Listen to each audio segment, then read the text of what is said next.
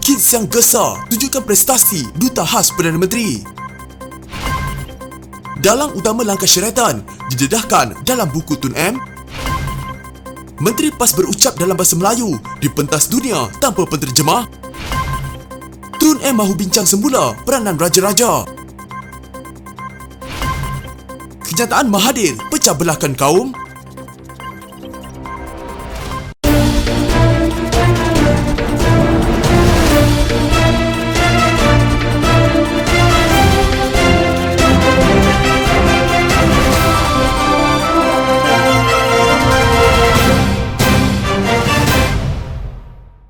Pemimpin veteran DAP Lim Kit Siang menggesa penilaian petunjuk prestasi utama KPI 100 hari turut dibuat terhadap 4 duta khas Perdana Menteri iaitu Abdul Hadi Awang, Tiong King Sing, Richard Ryan dan S.A. Vigneswaran yang selepas Perdana Menteri Ismail Sabri Yaakob mengumumkan seluruh jemaah menteri mencapai prestasi sekitar 90% sepanjang 100 hari pentadbiran. Ismail Sabri juga melantik 4 duta khas iaitu Hadi Awang, Timur Tengah, Tiong King Sing, China, Richard Ryan, Jepun, Korea Selatan dan Taiwan dan S.A. Vigneswaran, India dan Asia Selatan. Jika 4 duta besar ini tidak dapat menghasilkan kad laporan 100 hari mereka, apakah fungsi mereka ini? Saya sebelum ini bertanya sama ada duta khas Malaysia ke Timur Tengah telah disekat daripada menjejak kaki ke Arab Saudi dan tidak pernah melawan Arab Saudi sejak dilantik sebagai duta khas setakat April 2020, tetapi tiada jawapan yang diberikan. Berapa kali Tiong melawat China sejak pelantikannya dan apakah yang telah dilakukannya untuk mewajarkan pelantikannya? Soalan yang sama ditujukan kepada Hadi, Richard Ryan dan Vigneswaran. Katanya dalam kenyataan, dia mempersoalkan fungsi pelantikan duta atau utusan khas ke mana-mana wilayah apabila dia tidak dapat membuat kunjungan ke wilayah tersebut. Ahli Parlimen Iskandar Puteri itu menyifatkan jawapan Menteri di Jabatan Perdana Menteri Tugas-Tugas Khas Abdul Latif Ahmad di Dewan Rakyat semalam berhubung bilangan utusan khas dan penasihat Perdana Menteri sebagai mengejutkan. Persoalan pertama yang terlintas di fikiran ialah mengapa Perdana Menteri mempunyai begitu ramai penasihat khas dan duta khas kerana beliau sudah mempunyai kabinet gergasi yang terdiri daripada 31 menteri dan 38 timbalan menteri dan tidak kurang juga pesuruhjaya tinggi dan duta besar di seluruh dunia. Adakah Ismail Sabri bersedia untuk meminta kelulusan khusus daripada Parlimen bagi memberi kuasa kepadanya untuk melantik penasihat khas dan duta khas? Jika tidak, ini bukan kerajaan Parlimen tetapi kerajaan penasihat khas di Malaysia, katanya lagi. Menurut jawapan Abdul Latif, Ismail Sabri pada masa ini memiliki 5 penasihat khas. Selain 4 duta khas tersebut, seorang lagi adalah Azalina Osman Said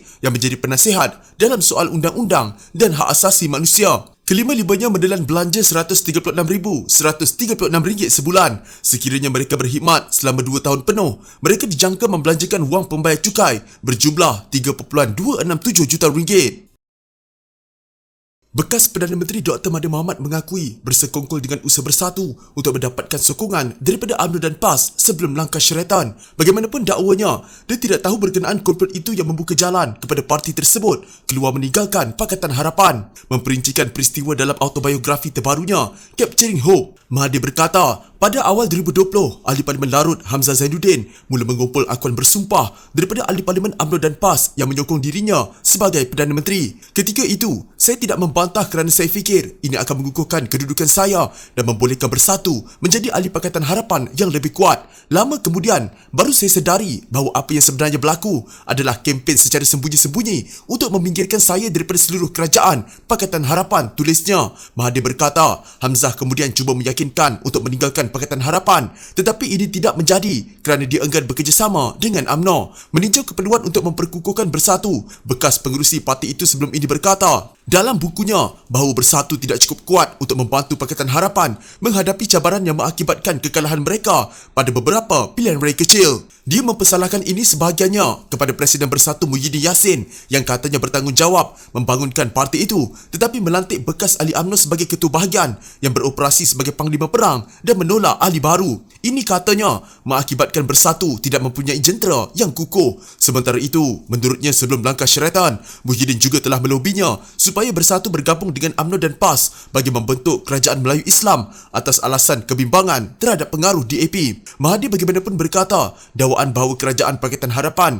dikuasai oleh DAP dan kepentingan Melayu sedang digugat adalah naratif palsu yang disebarkan oleh seteru politiknya, Najib Razak. Semua cakap-cakap kononnya saya di bawah telunjuk DAP atau mereka merancang untuk mengambil alih negara adalah mengarut. Saya tidak pernah merasakan sebarang tekanan daripada DAP dan saya dengan mudah boleh membuktikan bahawa Setiausaha Agung DAP Lim Guan Eng tidak mempunyai sebarang kawalan ke atas saya, katanya. Mahathir berulang kali menekankan sepanjang buku itu bahawa DAP sentiasa menyokongnya dan menghormatinya sebagai Perdana Menteri. Dalam nada lazimnya, Mahathir menerusi buku itu mengakui kerjasamanya dengan DAP bukan sesuatu yang negatif meskipun terdapat beberapa pengecualian seperti perselisihannya dengan Ahli Parlimen Damansara Tony Phua. Bagaimanapun dia mengakui UMNO dan kerajaan yang sebelum ini dipimpinnya selama 22 tahun berjaya memburuk-burukkan DAP sebagai musuh Melayu dan Islam. Menurutnya, Najib dan penyokongnya terus menggunakan hela itu untuk menyerang Kerajaan Pakatan Harapan dan malangnya. Muhyiddin mula percaya ini adalah benar. Saya terkejut Muhyiddin mahu saya mengkhianati dan menumbangkan semua pihak yang membantu kita. Jika kita tidak meninggalkan Pakatan Harapan, Muhyiddin kata, orang Melayu akan hancur. Inilah yang diperkatakan oleh Najib dan orang-orangnya. Sekarang Muhyiddin pula yang mengulanginya, katanya.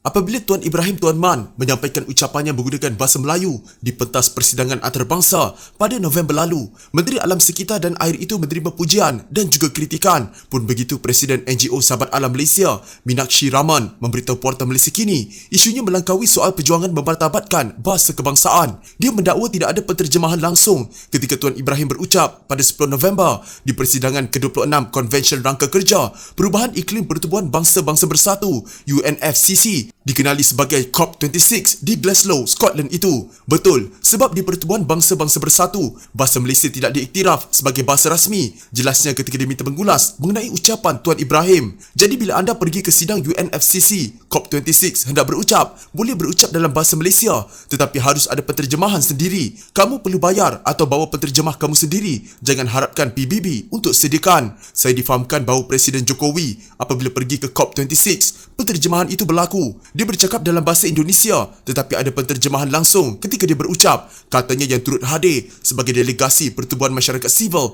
pada sidang itu. Menurut Meenakshi, urusan menyediakan penterjemahan langsung itu sepatutnya menjadi tanggungjawab pasukan Kementerian Alam Sekitar dan Air. Jadi bukan salah Tuan Ibrahim untuk berucap dalam bahasa Malaysia, tetapi harus ada terjemahan langsung ketika berucap. Terjemahan ucapan Tuan Ibrahim memang ada dalam salinan hard copy. Ucapannya itu memang diedarkan kepada delegasi, katanya ketika ditemui wartawan Portal Malaysia Kini di Pulau Pinang. Jelas Meenakshi lagi, dia tidak pasti teks ucapan Tuan Ibrahim diedarkan sebelum atau selepas Menteri Kasar itu berucap, tetapi menekankan penterjemahan langsung ketika bercakap menunjukkan keseriusan suara yang hendak dibawa. Tetapi bagi saya itu tidak mencukupi, sebab kalau anda mahu negara lain faham semasa mendengar ucapan anda, harus ada penterjemah disediakan, katanya lagi. Menjadi amalan apabila pemimpin dari negara bukan bahasa rasmi PBB berucap, mereka akan membawa penterjemahan sendiri atau mengupah perkhidmatan jurubahasa. Tuan Ibrahim pada 26 November lalu menjelaskan kenapa dia berucap dalam bahasa Melayu di Glasgow, berkata, tidak ada isu dalam bahasa kerana ada penterjemahan.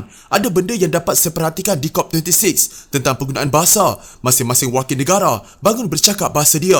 Indonesia bangun berucap bahasa dia.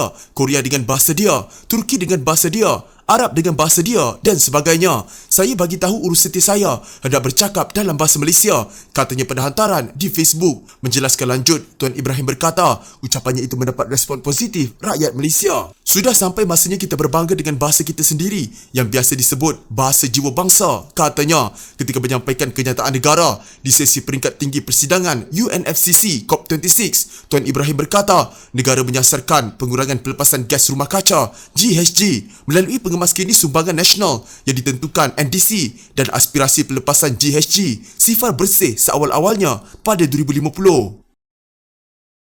Bekas Perdana Menteri Dr. Mahathir Mohamad menggesa perbincangan awam dibuat melibatkan hal ehwal dan peranan sistem raja berperlembagaan. Gesaan itu dibuat dalam buku autobiografi terkininya Capturing Hope sewaktu membincangkan soal hubungan kaum dalam Malaysia baru. Mengakuinya sebagai subjek yang suka, Mahathir berkata dia seorang yang percayakan kepada sistem itu, tetapi perbincangan mesti dibuat. Malaysia sebuah negara raja berperlembagaan dan ini termaktub dalam perlembagaan. Perlembagaan juga menyebut bahawa pemerintahan beraja mempunyai beberapa peranan seperti juga kepimpinan politik dan rakyat, katanya. Semua peranan dan tanggungjawab ini disebut jelas dalam perlembagaan dan tiba masanya untuk kita perbincangan di peringkat kebangsaan berkaitan hal ehwal raja berperlembagaan dan peranan perlembagaan yang sesuai yang tertakluk ke atas raja-raja. Katanya raja-raja tidak patut terlibat dalam politik dan perniagaan. Dia mendakwa terdapat pihak menggunakan nama istana untuk mendapat kelebihan yang tidak adil dalam bidang itu. Bagaimanapun pendirian Mahathir dalam isu penglibatan raja-raja dalam politik tidak dinyatakan secara hitam putih dalam buku itu.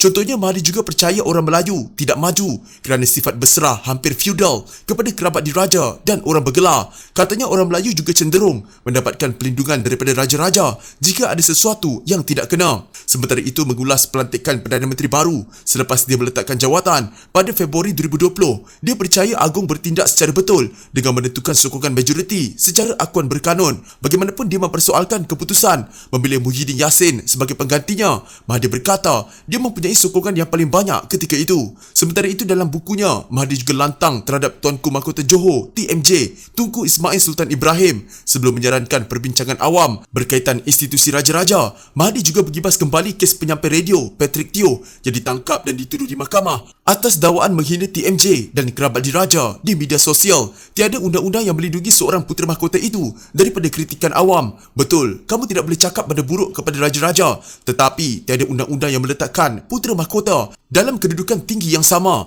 Tambahan pula, putera mahkota Johor terlibat dalam politik dan perbahasan politik. Dia sekurang-kurangnya masih bersedia untuk dikritik, katanya. Tunku Ismail Sultan Ibrahim, veteran politik 90-an itu berkata, TMJ sepatutnya memfailkan saman fitnah terhadap Teo jika dia merasa dihina. Bagaimanapun, urusan dengan putera mahkota menunjukkan bahawa rakyat tidak boleh komen berkaitan raja-raja, termasuk jika sesuatu kesalahan dilakukan. Perkara ini tidak boleh diterima, kata anggota Parlimen Langkawi. Dia turut memetik kata-kata popular Hang Jebat, Raja adil, raja disembah; Raja zalim, raja disanggah.